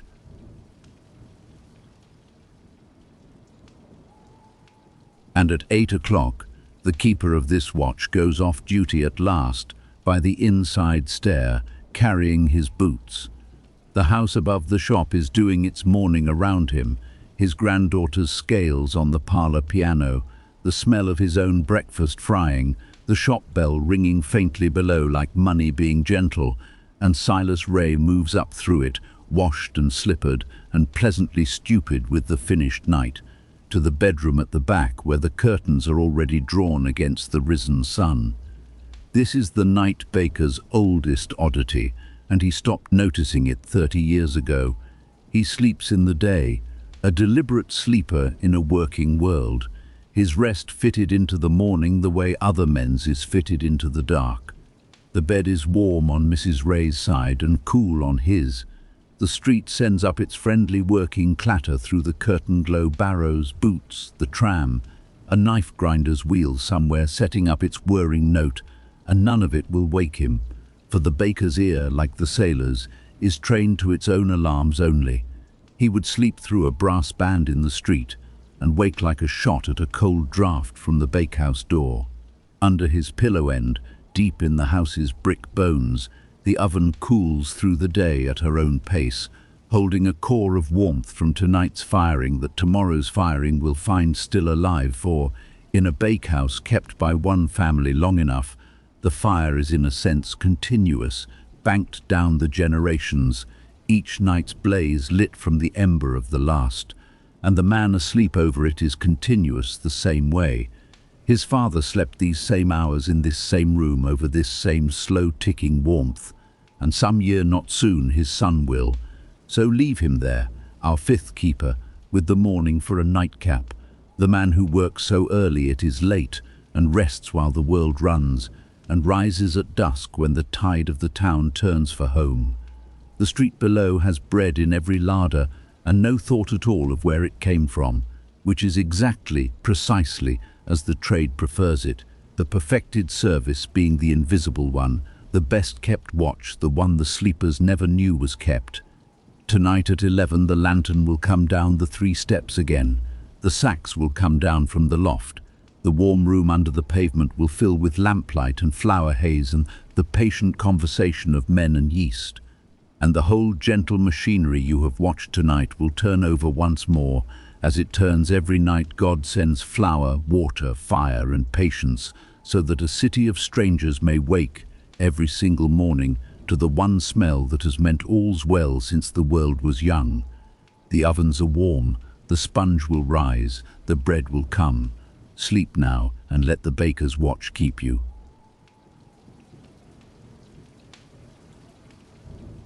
But before the litany takes us down, two last rememberings, drowsy ones, fit for this hour. The first belongs to the bakehouse's other population, the small citizens who keep the night shift with the men and draw no wages but their warmth. Duchess first, as she would insist, the bakehouse cat, grey, immense, and of an age nobody can prove, who holds the room by a tenure older than the lease. Every bakehouse in England keeps her sister. She is as much a tool of the trade as the peel, for where there is flour there is the hope of mice, and where there is Duchess, hope is all it ever comes to.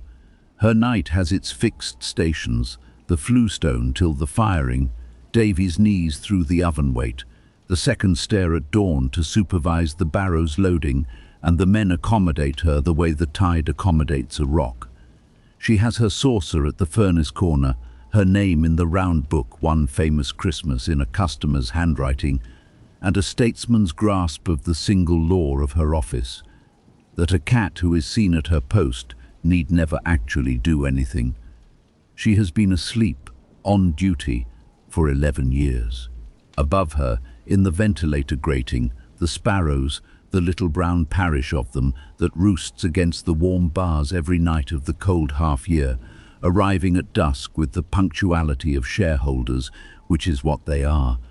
The bakehouse's rising air is their fortune, and they hold it, generations deep. The men below hear them settle, a tiny gossiping, then quiet. On the hearth of the furnace some winters a cricket takes up residence and saws his one note through the small hours, the old lucky sign. A cricket on the bakehouse hearth is the trade's robin, and no boy has ever been suffered to disturb one. Add the mice themselves, theoretical but eternal, rustling in the men's talk if never in the flour, the moth at the lamp glass, the black beetle the trade pretends not to know, and you have the whole small parliament of warmth, assembled nightly around the one fire in the street that never goes out. Great houses keep their menageries and their mews. The bakehouse keeps this: a cat, a grating of sparrows, a cricket in a lucky year, the night's smallest company, drawn in from the dark to the warmth, exactly like the rest of us.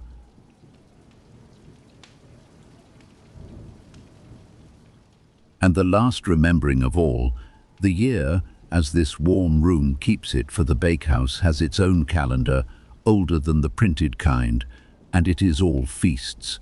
The deep winter is its proudest season, the street's need at its greatest, the warmth at its kindest, the oven-door trade at its busiest, and Christmas rising through December like a sponge, the great weeks of the cakes, when the shop takes in the parish's own mixing bowls, every family's Christmas cake made at home to a grandmother's receipt and carried down to Ray's to be baked in the falling oven after the bread, chalked with initials, drawn at evening dark and sweet as December itself.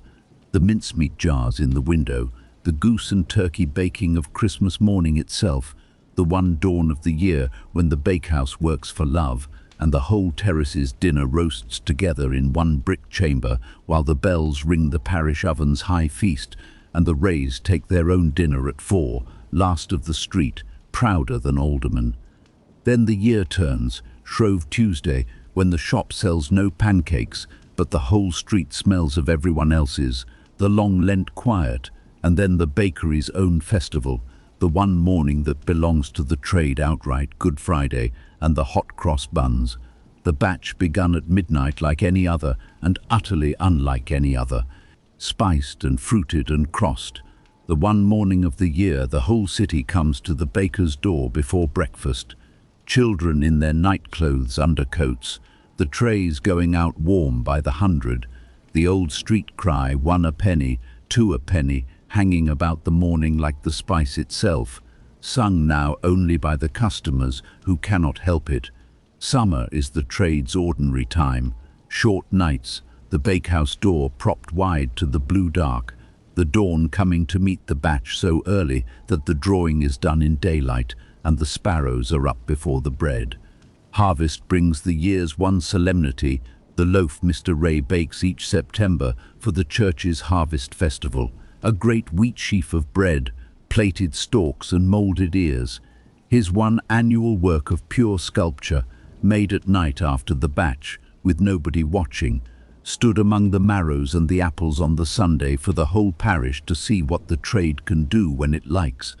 The making of it was his father's office before him, and the first year Davy is judged fit to plate a stalk of it will be a bigger day in that boy's life than any indenture. And so round again to the first frosts, the sparrows returning to the grating like the year's rhyme coming true, the oven's warmth turning from comfort to blessing, the smell going further down the cold street every week, and the wheel of the Bakehouse Year completing itself as it always does, feast by feast, batch by batch, one warm room turning steadily at the center of the street's whole life, like the pivot of a very slow and very kind machine. That is what you have been listening to tonight. One turn of it. There will be another tomorrow. There has always been another tomorrow. That is the whole of the good news a bakery exists to tell, and it tells it every morning in the only language everyone in the world can smell. And that is the night, the whole of one night, shop shutting to shop opening, in the bakehouse under the corner of an ordinary London street. But the morning belongs to the shop bell and the day's people. The night is still ours, warm and flowery and half-dreamed already. Come back down into it once more, slowly, and let it go by like the smell of baking under a door, one soft thing after another, going down.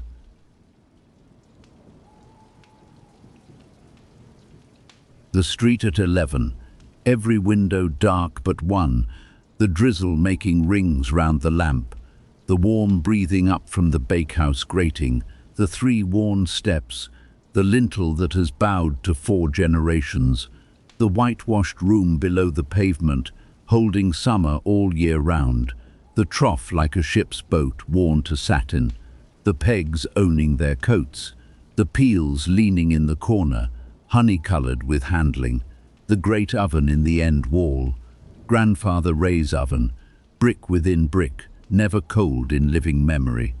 She bakes sweet, the sacks coming down from the loft, the flour running soft as an avalanche, the pale haze hanging in the lamplight, powdering every eyebrow, the barm creamed in warm water, tested with a finger and then with an elbow, the smell of orchards and beer, the sponge set and covered, sacks over the trough like blankets, the tucking in of a thing that must be kept warm all night, the pat of the master's hand on the wood, twice, like a horse, midnight overhead, and in the trough, the invisible night shift coming on duty, thousands of millions of small workers, older than Egypt, beginning to breathe, the quiet hour, supper on the stair under a cloth, bakehouse tea, strong enough to trot a mouse across, Davy asleep on the flour sacks with the cat on his chest, both of them rising and falling like a slow sea, the policeman's 2 taps on the grating,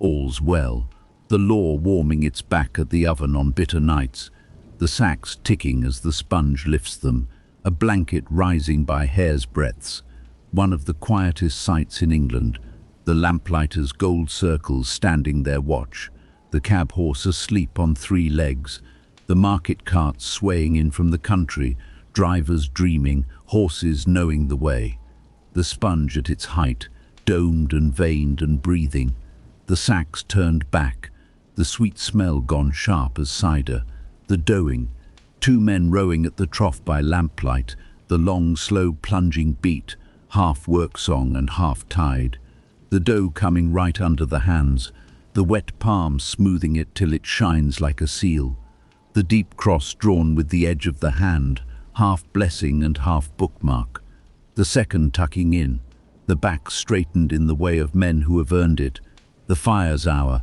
the coke raked into life, the draught singing faintly in the flue, the bricks drinking heat into their old bones, the cat removing to the fluestone, the best bed in London and hers by conquest, the scaling, dough to the pan, the beam kissing level next. 400 weighings by lamplight, a pinch from perfect every time, the moulding, the cottage loaf's 2 stories, wedded with one floury finger, the coburg slashed so the crust may bloom, Davy's rolls, 2 at a time, small circular prayers, the loaves in their pale ranks in the proving drawers, the parishes tomorrow drawn up on parade, the oven swept with the hissing scuffle, the handful of flour thrown skittering, browning in a slow count, nut brown, right, the setting, the peel sliding its freight into the harvest-coloured dark, rank on rank, 300 loaves, the iron door swinging to with its deep conclusive clang, the steam climbing the flue into the wet night, the smell unrolling down the street like a carpet, under the doors, into the dreams, the spring in the red dark, the whole batch rising together like one held breath, released very slowly. 4 o'clock, the drizzle done, the street washed clean, bread in the oven, all's well, the knuckle on the loaf's underside, the hollow drum note the whole night was aimed at, the drawing, the peel coming out laden, chestnut and gold, the crusts singing faintly as the cold air finds them, the room roofed with bread, the lamplight buttered, the half-door at 5. The cabman's coburg in its twist of paper, warm all the way through, the pennies in the cocoa tin, honour on both sides.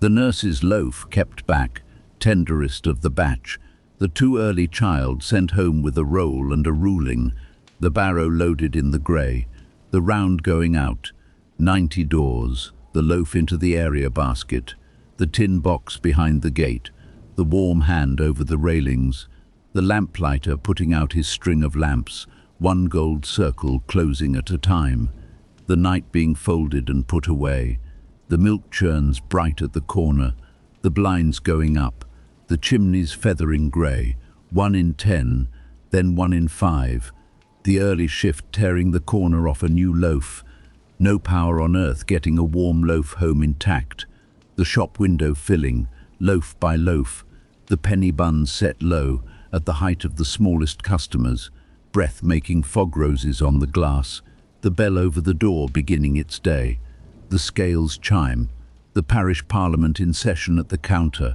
Walter rowing home against the tide of the world going to work, Davy up the attic stairs 3 parts asleep, the bakehouse swept and dim, the trough propped to air, the oven ticking as she cools, the aprons rolled for the wash, and the baker up the inside stair carrying his boots, the curtains drawn against the risen sun, the warm hollow of the day sleeper's bed.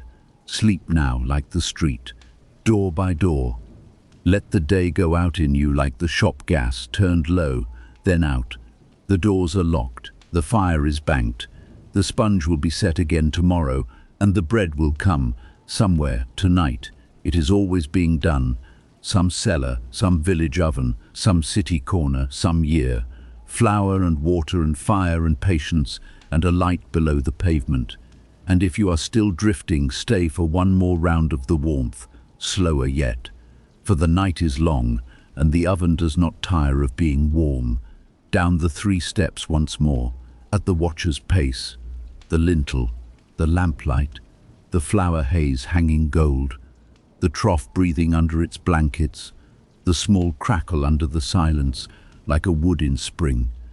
Tomorrow's bread, talking in its sleep, the tools at their rest, the peel worn thin as an oar blade, the scrapers worn to moons, the brass weights in their little pyramid gleaming, the oven holding her 200 degrees the way old families hold land, the worn road down her soul, smooth as church steps, the sparrows settled in the grating, gossip finished, the cricket sawing his one lucky note, Duchess asleep at her post, 11 years on duty, the policeman's boots going away up the terrace, unhurried, the 2 taps answered by nobody, needed by nobody, right anyway, the cabman's horse shifting its feet by the shelter, cocoa and opinions within, The night trades at their stations, each in its ring of lamplight. The pressman printing tomorrow. The signalman's bell 2 streets of silence away. The nurse on her slow ward. The shepherd's lantern on the winter hill. The whole thin scattered guild of the wakeful, strung like lamps across the sleeping map, holding it steady till morning.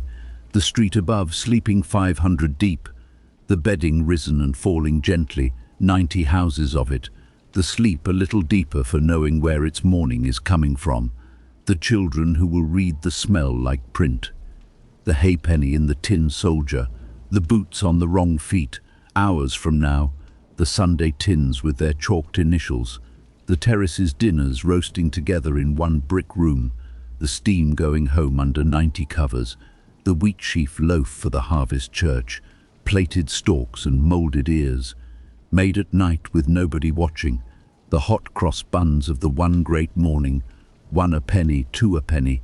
Sung now only by the customers who cannot help it. The ledger with its farthings. And the other column, the one with no figures. Carried forward nightly, compounding since Egypt.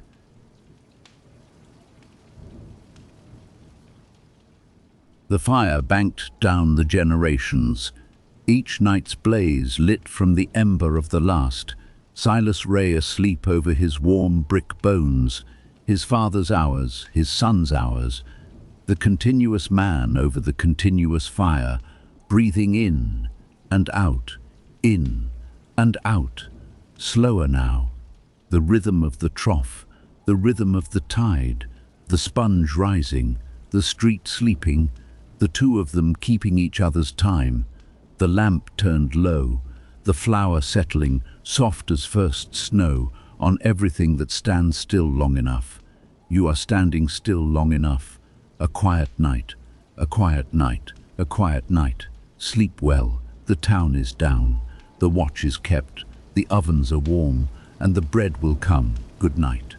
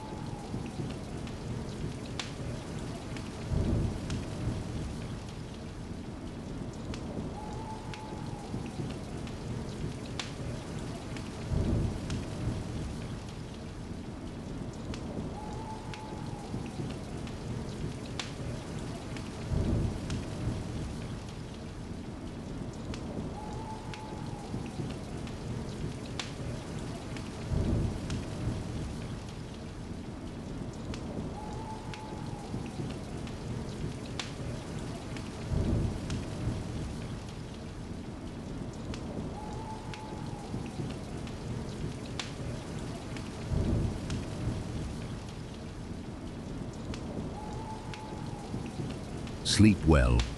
The ovens are warm.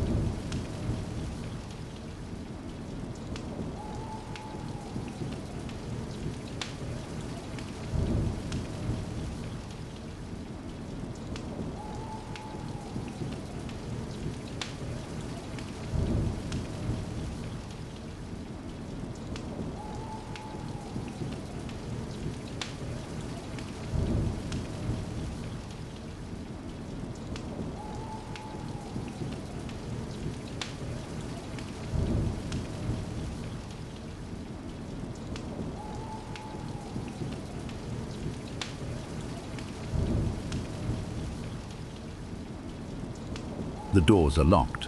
The bread is rising.